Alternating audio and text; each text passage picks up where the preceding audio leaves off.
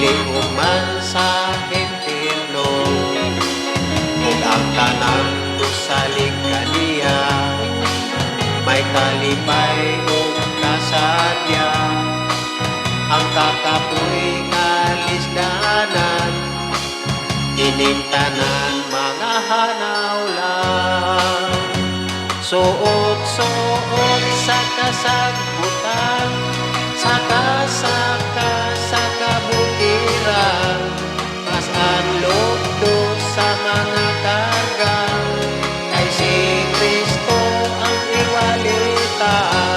Kay kung matapos kining tanan, kitang tanan pagagantihan sa atong nabuhat dinhi niining kalibutan.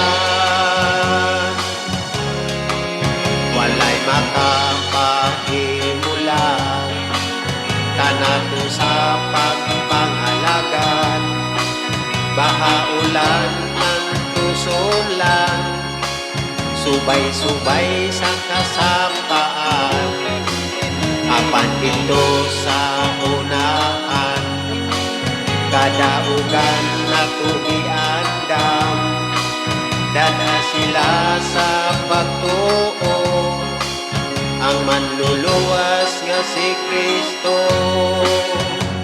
Suot-suot sa kasagbutan, saka-saka sa kabukiran, pasan lugdo sa mga karga, kay si Kristo ang iwalita.